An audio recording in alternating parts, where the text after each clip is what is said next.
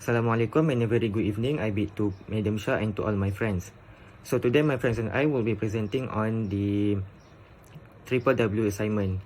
Before I proceed with the presentation, I would like to introduce my group members, which include me myself, Muhammad Nur Iman bin Jasni, Nur Hidayah Sakinah binti Khairul Nizam, Siti Nur Bazila binti Hasim, Muhammad Nur Saifullah bin M. Hasan Asari, Nur Syafiqah binti Muhammad Sanusi, and lastly Mahira Qurratu Aini binti Rosli. To begin with our presentation today, I would like to call upon Mahira to present her slides. Thank you. Hi, Assalamualaikum.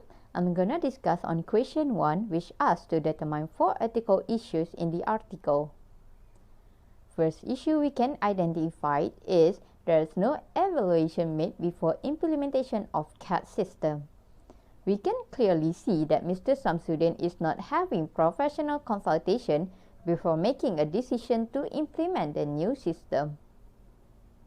Mr. Samsudin should know that his decision is really important in order for the internal audit to do well in their task.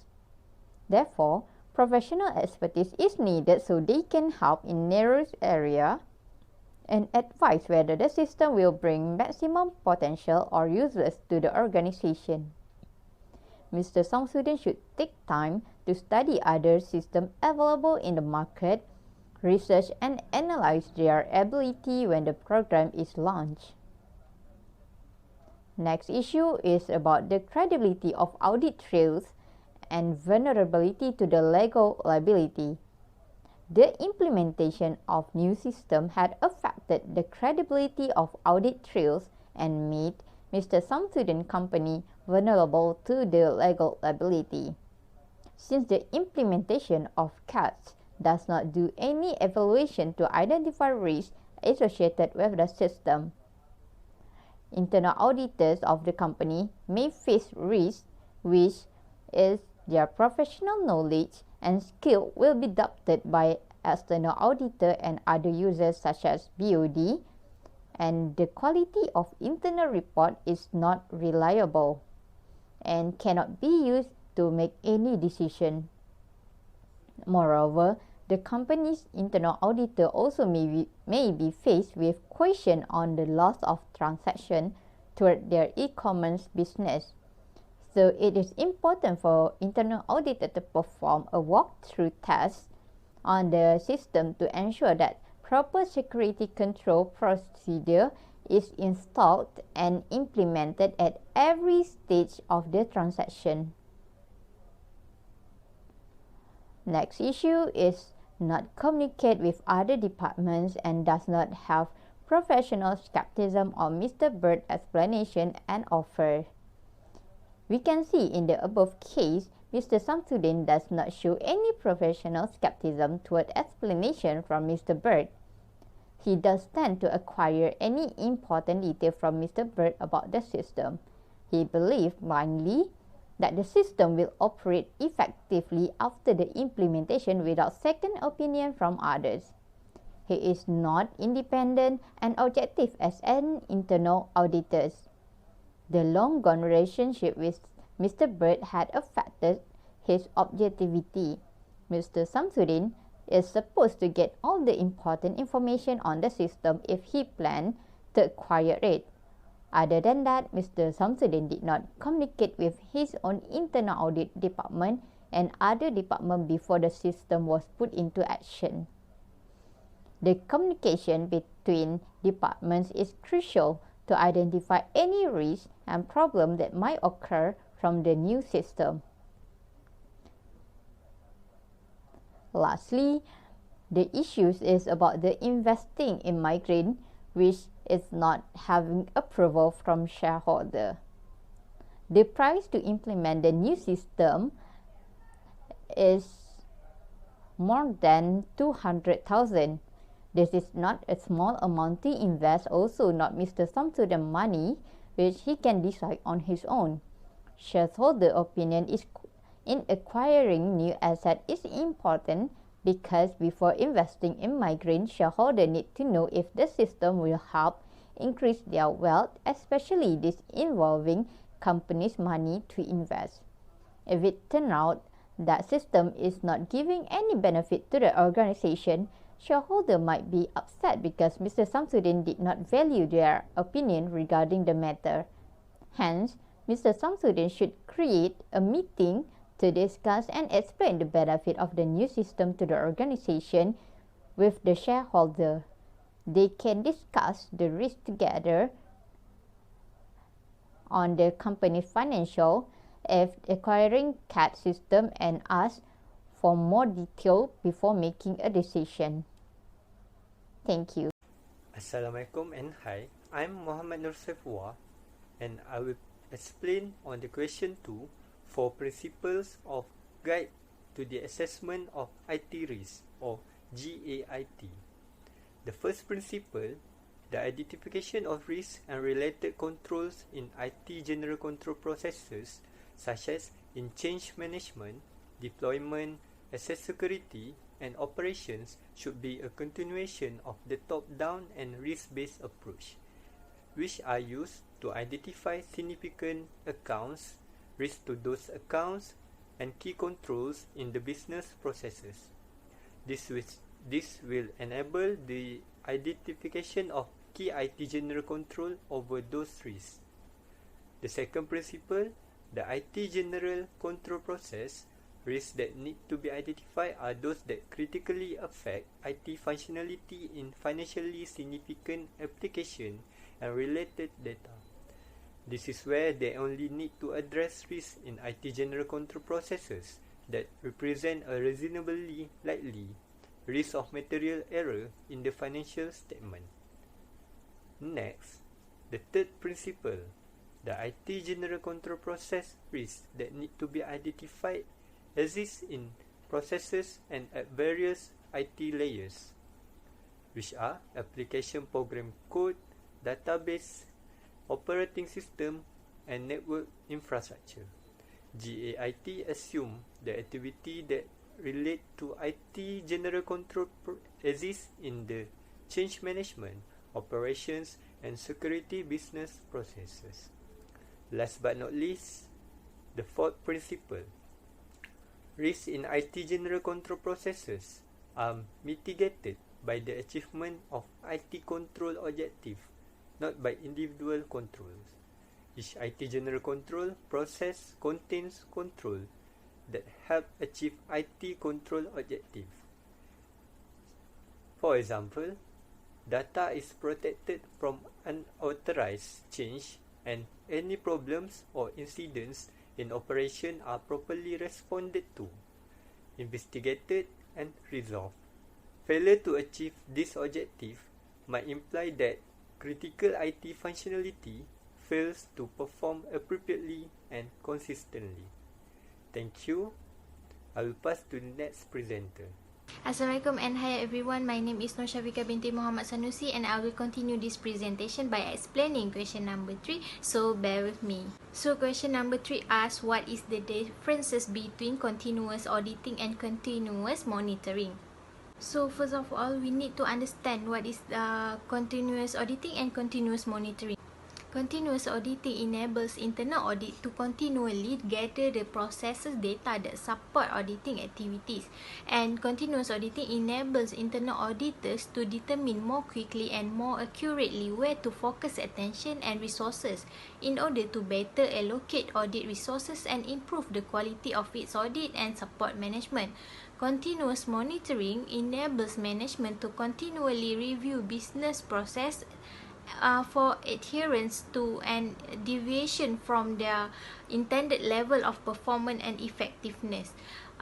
Continuous monitoring enables management to determine more quickly and accurately where it should be focusing attention and resources in order to improve process, implement course correction, address risk, or launch initiative to better enable enterprise to achieve its goal. Now let's take a look at the differences. Continuous monitoring assess the effectiveness of control and detect associated risk issue.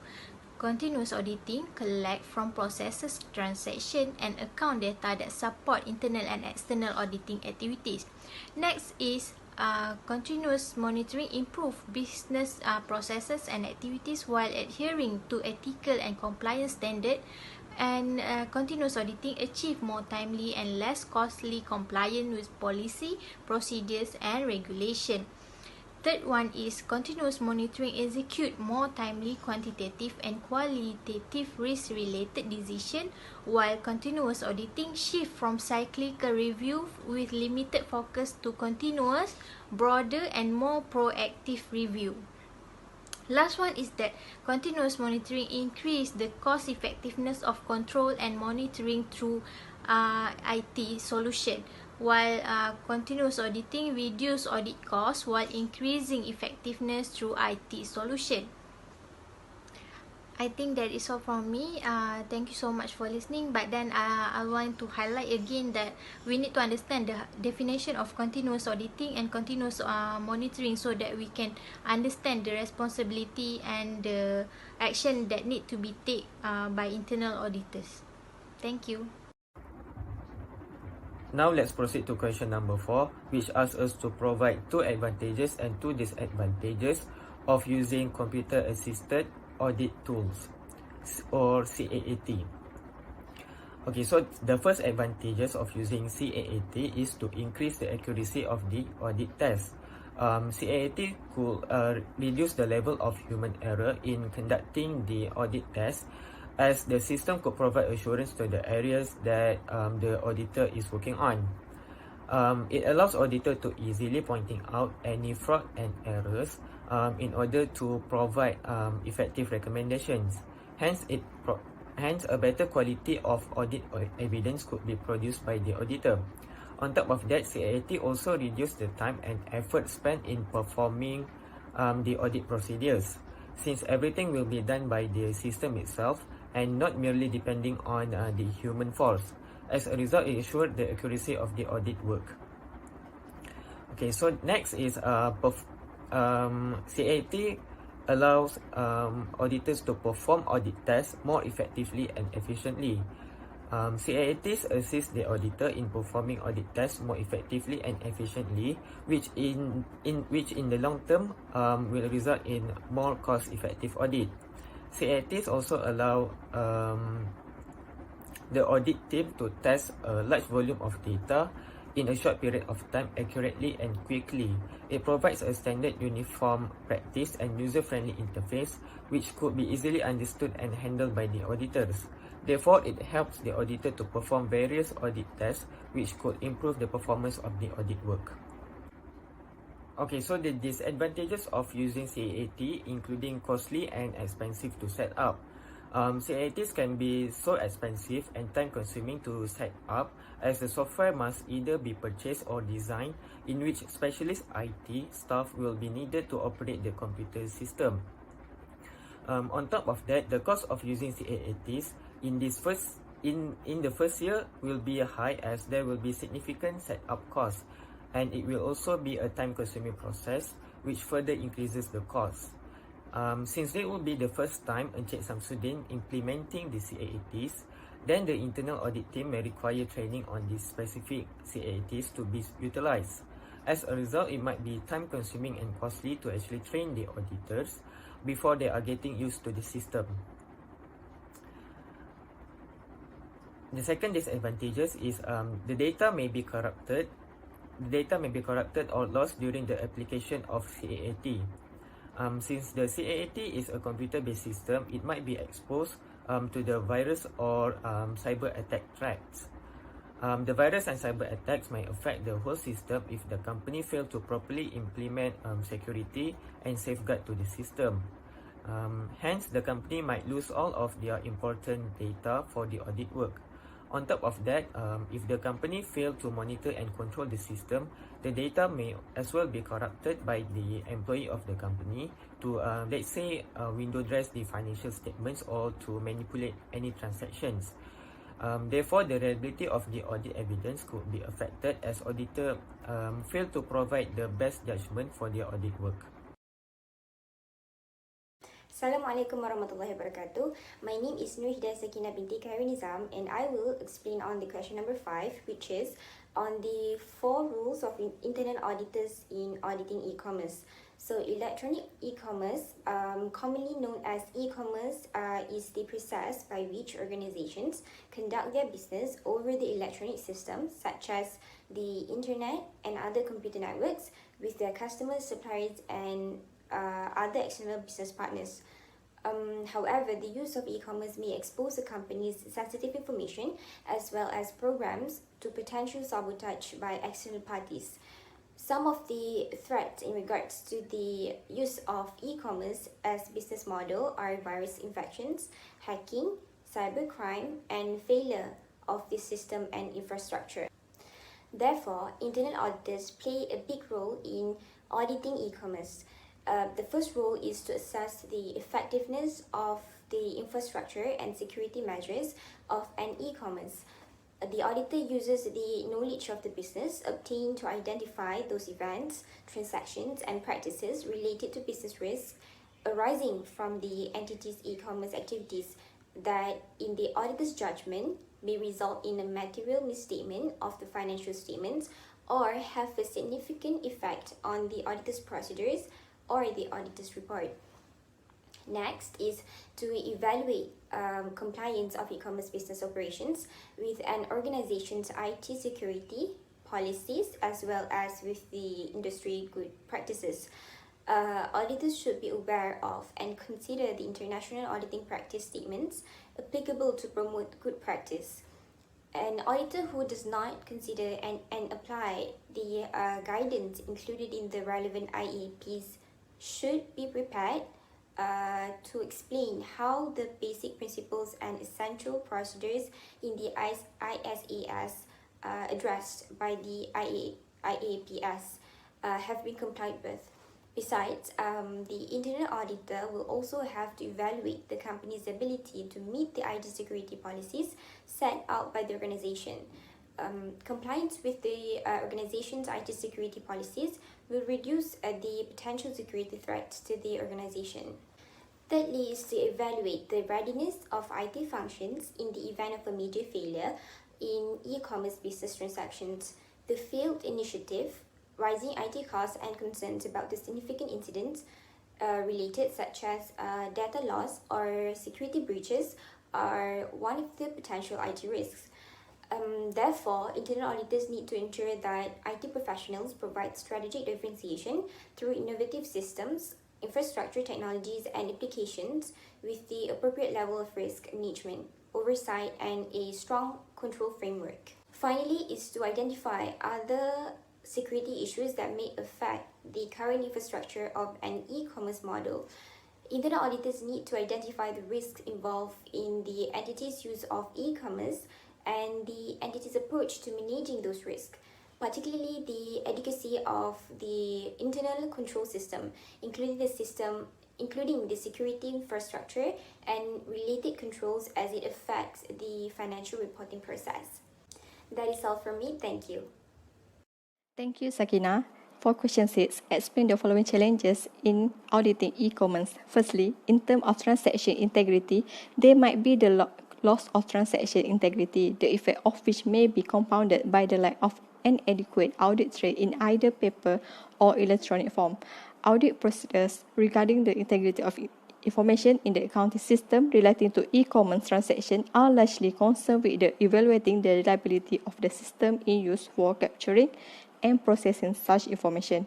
In a sophisticated system, the originating action, for example, receipt of a customer order over the internet, will automatically initiate all other steps in processing the transaction. Second, the security. Pervasive e-commerce security risks, including virus attack and the potential for the entity to suffer fraud by the customers, employees, and others through unauthorized access. In business activities, sensitive data and information must be protected. Some of the security challenges in e-environment are manipulating information, disclosing information to unauthorized people, stealing of information and network resources, disrupting network services. Third, the legal liability. Legal or regulatory issues that may be particularly relevant in an e-commerce environment include adherence to national and international privacy requirements, adherence to national and international requirements for regulated industries, the enforceability of contract, the legality of particular activities, for example, internet gambling, the risk of money laundering, and violation of intellectual property rights. Lastly, for the record retention, improper accounting policies related to, for example, capitalization of expenditure such as website development costs, misunderstanding of complex contractual arrangement, title transfer risk, translation of foreign currencies, allowance for warranties or returns, and revenue recognition issues. For instance, whether the entity is acting as principal or an agent and whether the gross sale or commission are to be recognized. That's all from me. Thank you.